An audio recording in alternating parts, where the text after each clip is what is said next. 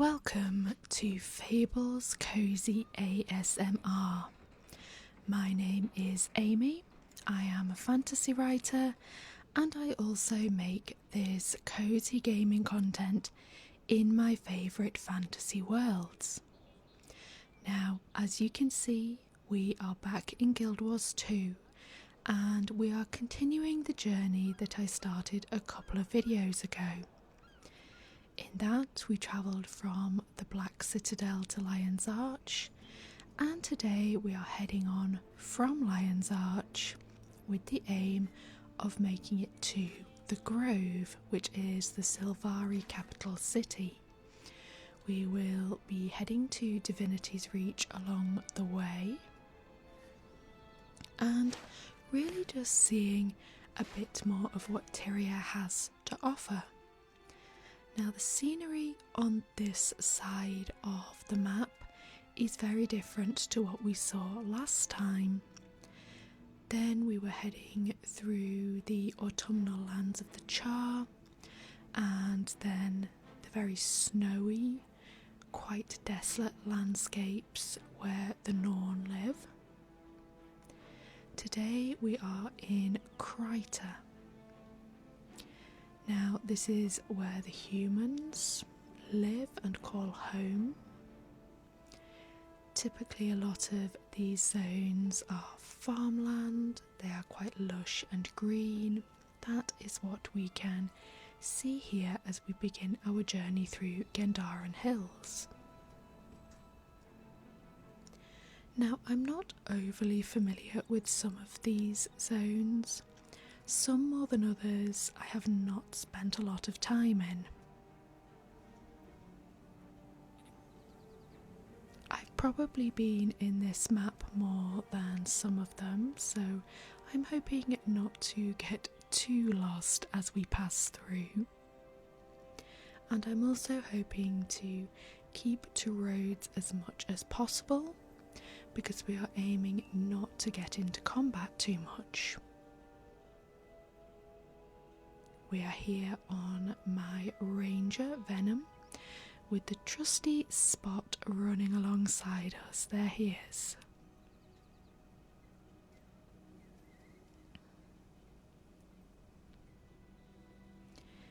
I should point out before we get too far into the video that I have been really sick this week and I might still sound a little bit off. I had hoped to make a video a few days ago, but I was really in no fit state to record. So there's been a bit of a delay, but I am back. It is really lovely to be making another video.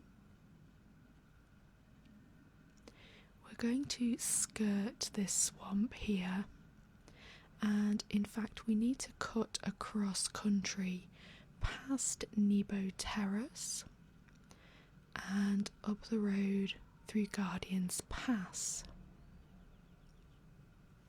It's always a little bit dangerous heading cross country. I'm not quite sure what might be waiting to attack me, but we will do our best to skirt the, I think it might be griffins waiting for me out here. Now there's Nebo Terrace, which is that little walled village up on the hill. I seem to recall that Nebo Terrace was a settlement and an outpost in Guild Wars 1. Everything in Guild Wars 2 does look quite different to the original game, but I do love the fact that the developers kept the vibes and a lot of the places from Guild Wars 1. They are often recognisable even if they don't look exactly the same, as there is a span of several hundred years between the first and second games.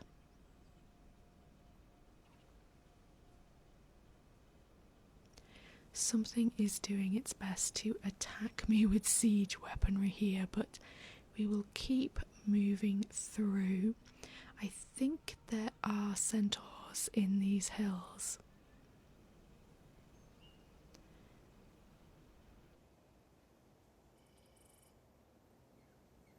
There they go again, but we will keep going. Now, I'm not quite sure where I need to head here. I don't think it's up into those caves. No, I think I need to head through this little fort. Oh, there we go. There is the gateway into the next zone.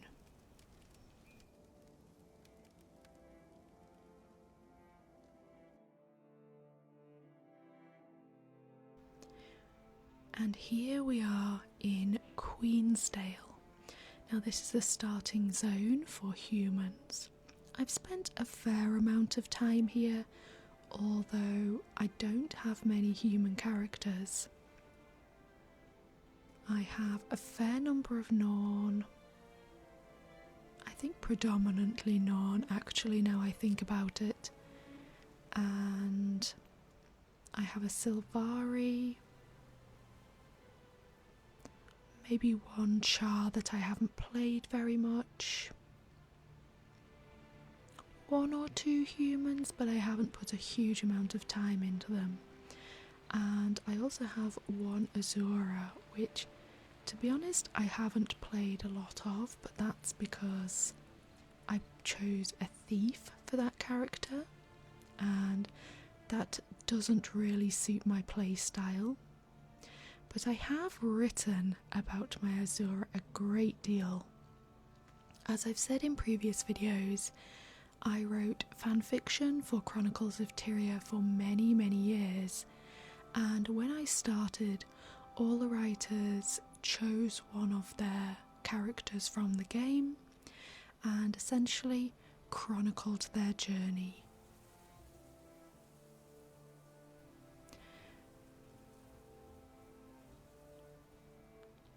So I was writing about my thief, Amber, and I wrote really the equivalent of a couple of novels worth of story about her before I moved on to other things. Now there's Divinity's Reach sitting up on the hill in the distance.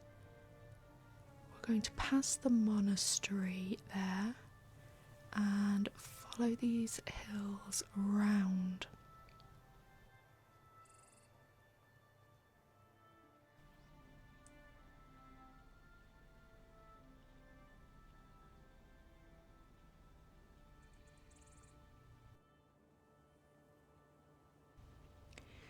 This is an area that you do return to fairly regularly if you want to take part in the large world bosses that are peppered across Guild Wars 2.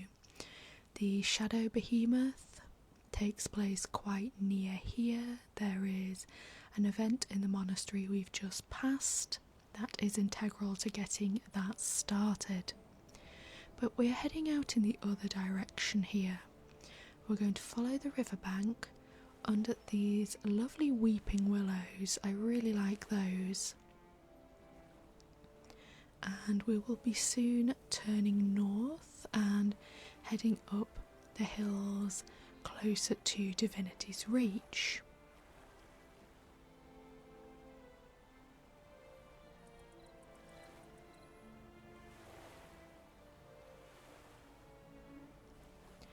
I think the roads here in Queensdale are a bit easier to follow than in some of the maps.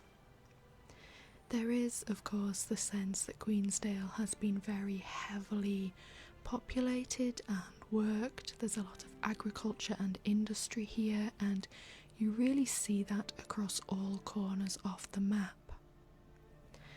And that does make sense because Divinity's Reach is a massive city, and it certainly gives the sense of being much more populated than any other capital city in Guild Wars 2. You will see that when we get inside. This is Shaymore Garrison, where the very early quests for human characters take place. This is actually bigger than I remember. The architecture is more impressive. A lot of the story here revolves around the humans being at war with the centaurs, so things are quite fortified. We do have these forts dotted about. There are guards all along the roads, but it is still a very green and lush environment.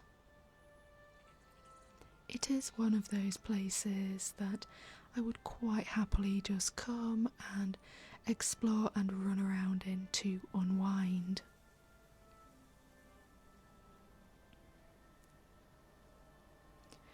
Let's head up this hill here, and there is the gateway to Divinity's Reach.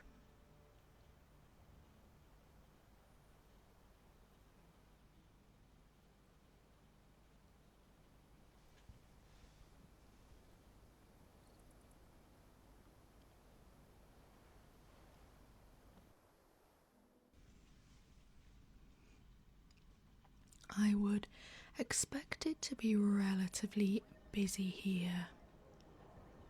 It looks like it's going to be. That's a fantastic view of the city on all sides. There are an awful lot of NPCs in Divinity's Reach, so it's a bit difficult to get a sense of how many players are around, but it is typically fairly well populated here whenever I pass through. We will head down into the lower reaches of the city first. Divinity's Reach is essentially a big circle with the castle or palace in the centre and these inhabited districts around the edges of the circle. You can see those off to my left as we pass by. So we can run a big loop of this central keep. We might not go all the way around, but I did just want to give you a sense of the scale of the city if you've never seen it before. I really think it is one of the most intricate and interesting maps that exists in Guild Wars 2. Obviously, the game is more than a decade old, but I think this still holds up quite nicely. There is a lot to see, and if you take the time to explore, there are really a lot of little details to take in.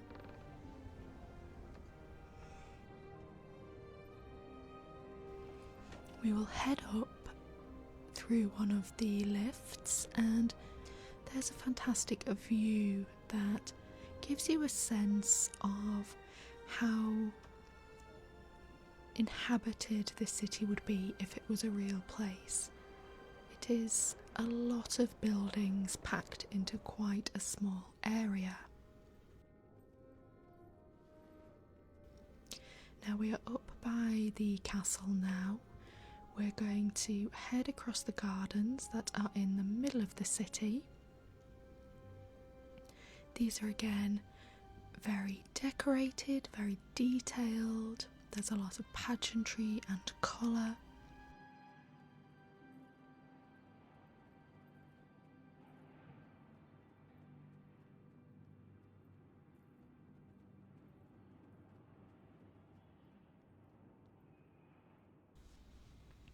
And we will head back south now, taking in this little aquarium, which is a really nice detail. I love the lighting in here. Then we're in one of the busier parts of the city where the bank is. And if we follow this ramp down, we'll be back into Queensdale. We've only done half a circuit of the city here, and then cut back across the middle, so there is plenty more to see, and we didn't venture into any of the districts. but I hope I've given you a little bit of a sense of Divinity's Reach.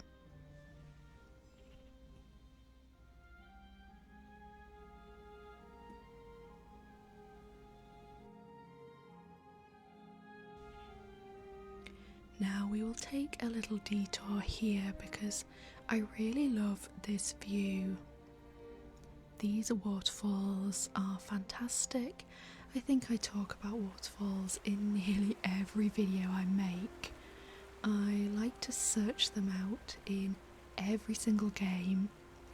These are particularly nice ones. I do like the ambience here. And again, if we cross over this bridge, we can admire the views of Queensdale. We've got the farmlands, you can see the irrigation happening across the valley, the windmills turning. Everything here just gives a sense of a very well lived in land that has been developed over hundreds of years.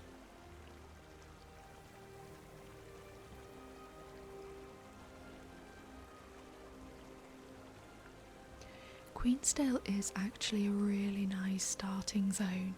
There are always a lot of people around, and I'm finding that today. I think humans remain the most popular starting race in the game. I think in most MMOs that I've played that tends to be the case. But there is also perhaps a bit more to see in Queensdale than in somewhere like Wayfarer Foothills, where I started as a Norn. I did talk in my last Guild Wars 2 video about how much I like that zone and how much time I spend there, but it is quite wide and empty and desolate, whereas Queensdale is just a bit more intricate and there is something to see around every corner. I'm realising I don't actually want to come this way because that will take us through a pass that is probably full of trolls. I think it might be trolls, so we're going to avoid that and head up this hill instead. I think there's an alternative way through to the other side of the hills. It certainly looks like there's an event happening right here. There's actually loads of people around. I don't know if they're all levelling or if there are some dailies to complete, but things seem to be on fire and there are events happening, lots going on. I'm not going to be taking part today, we're going to keep heading through, and there is the pass I was hoping to find.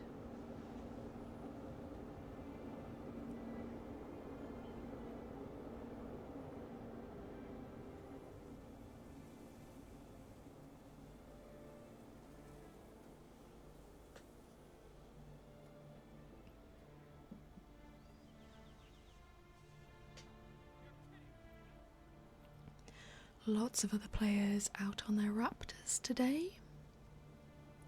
I am going everywhere on foot, of course, simply to enjoy these zones for as long as possible.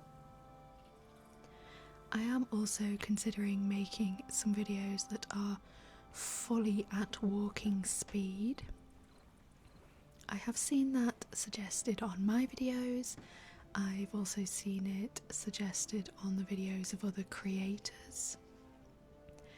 It is a really nice idea. I would like to try it, but I'm also aware that it would make the videos incredibly slow paced. You can run quite a long way in half an hour in Guild Wars 2, but truly walking would be a different matter. We're coming into another really nice village here. I think this is one focused around training, maybe for the Seraph. The events here are combat training and that sort of thing. We will pass through today. There's another glimpse of a waterfall off to the right. But we are on our way out of Queensdale and we will next be in Kessex Hills.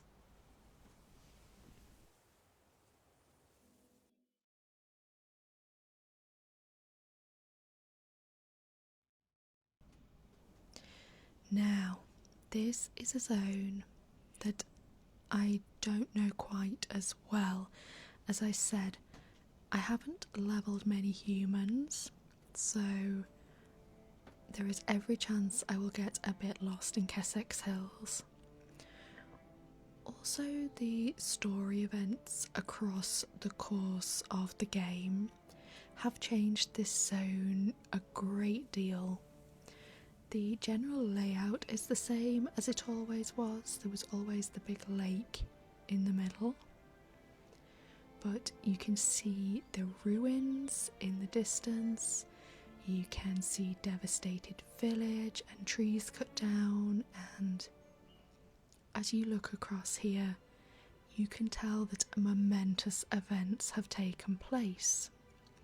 So Kessex Hills does not look the same as it did when I first started playing Guild Wars 2, and as I've mentioned in previous videos, that always really throws me. I think my sense of place and direction in games becomes quite set by the first time I play them, and then when things change, I sort of forget it's happened. So rather than fight the scale, we will just glide across the river there. This really does feel like an old battlefield.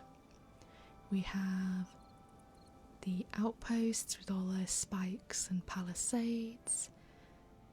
There are bears everywhere, huge numbers of bears for some reason, and also centaurs. The trees are cut down, the ground is sort of churned up. As I remember it, Kessex Hills also used to be very green and lush, a bit like Queensdale but less inhabited. But things do look very different here now. To be honest, that is a reason for me not to come back very much. It's not the most inviting environment. There are little pockets that are really nice, and we might see some of those soon. But it is a bit bleak and desolate out here so far.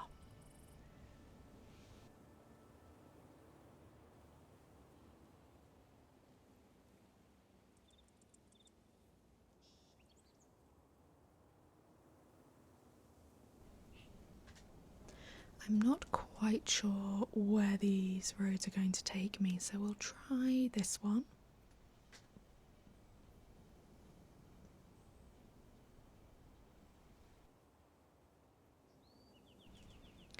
I don't know if this is a little fishing camp or if these are bandits.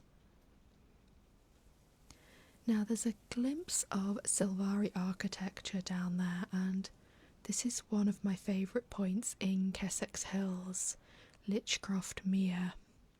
It's very scenic, although we are being attacked, so we're going to have to move on. It looks like this was a bandit camp after all. So we won't linger. I will see if I can get away from these enemies. Let's head up this hill. Or not, can't get up the hill. And then I can see where we're going, so we will glide down off this summit, and that will hopefully leave the bandits behind.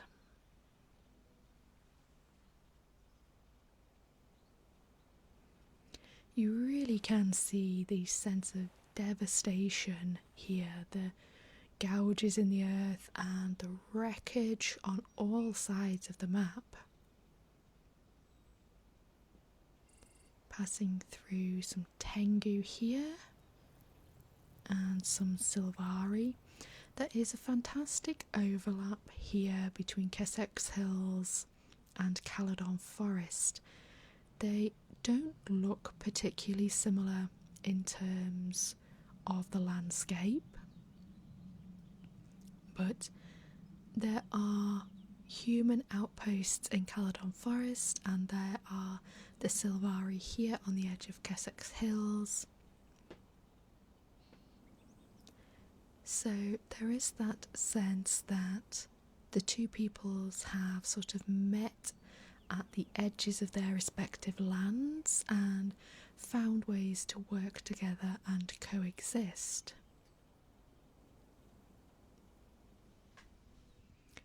So we are into Caledon Forest. This is a very, very different feeling to Kessex Hills.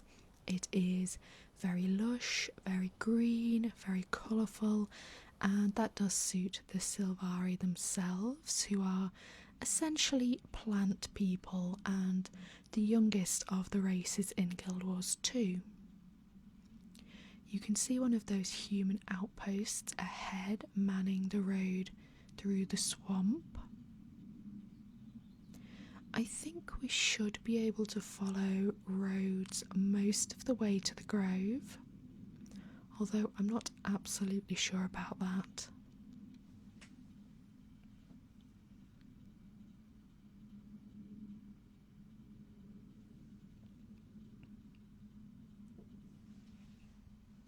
Caledon Forest definitely has the intricacy and sense of life that Kessex Hills was missing. It's quite a varied zone, but there are outposts and forts and villages on all sides. There are Silvari and humans everywhere you go. There's a lot of water and a lot of greenery. Even the roads are quite complicated. They twist and turn backwards and forwards. There's a lot of growth on them, all these flowers by the side of the road.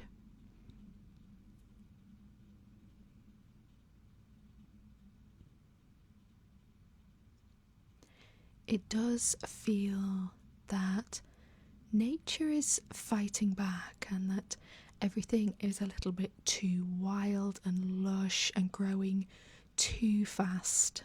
It's sort of overtaking the architecture that has been imposed upon it.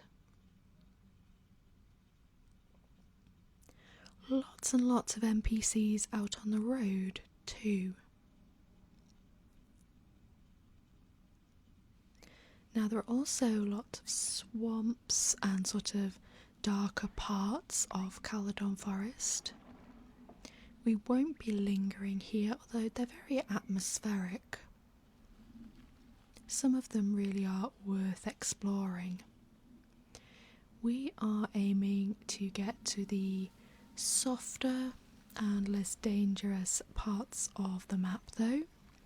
We're going to keep heading south.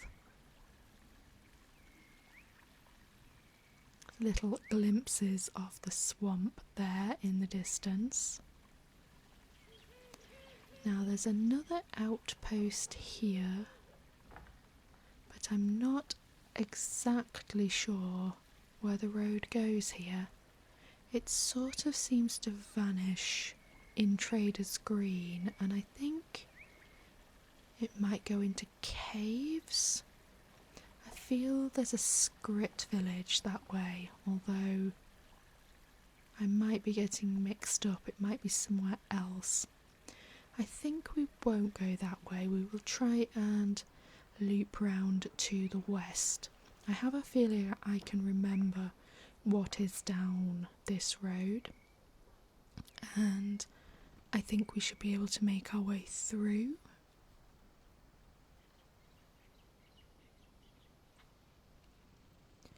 Now we're not heading through that portal, that takes us into Metrica province, but we are going to go south. Now this is essentially an evil Sylvari outpost. These are the Nightmare Court, who are Sylvari who have turned aside from the vision of the rest of their people. So their villages have a very different feel and they are hostile when you pass through. It looks like we are going to be able to get through the Nightmare Court outpost without too much trouble though. Once we're past the thorns, we will be back into the lushness and greenery. Now if we head up this way, we will get a glimpse of Mabon Market, which is out there. The villages here don't necessarily look like villages, they are very organic and tend to have the look of just big, colourful, glowing plants out in the distance. We are going to turn in the other direction now. We're heading west and looping round the river over the bridges. This is a very, very pretty corner of Caledon Forest. I like it a lot. I do sometimes feel that the more colourful parts of Guild Wars 2 can go a bit overboard. Caledon Forest falls into that category, and Xingxi Island that we saw in a video last month. Having said that, they're perhaps not the most realistic, but they are very enjoyable to spend time in. There is a lot to see, and the atmosphere is very enticing even if it's not realistic. I do love the colours here. We're going to circle another outpost.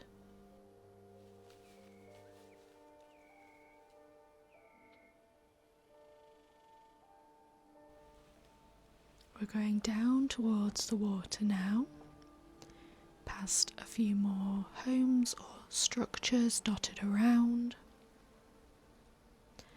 The road here is leading us back into what is essentially the starting village for Sylvari, just outside the grove.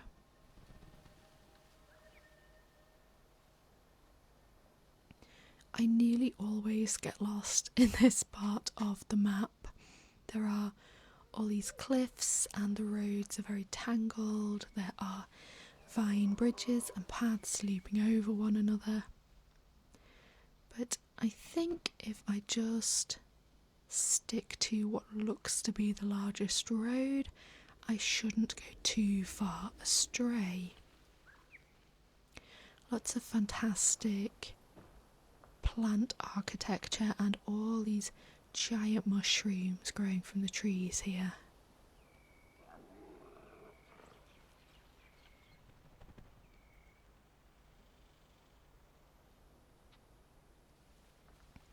Even for a Norn character, everything feels very oversized and larger than life. And so colourful, there really is no escaping that. This also looks really fantastic at night when the lights are all glowing.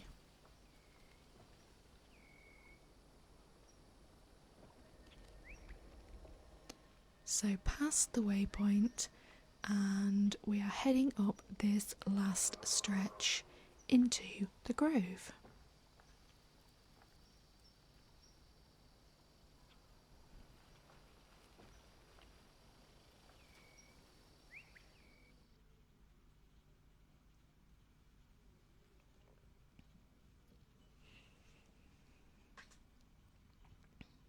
And here we are in the Silvari capital city of the Grove. Now this is also very organic and probably the least city-like city in Guild Wars 2. You are essentially surrounded by greenery and flowers, and everything is living and growing. It's very atmospheric. The colours and the lighting are really, really nice. But this is where we're going to leave the journey for today. We'll head a little bit further down into the grove, just to soak in the colours and the lighting here. As ever, thank you very much for joining me. I hope I was able to help you rest and relax just a little bit. And I will see you next time.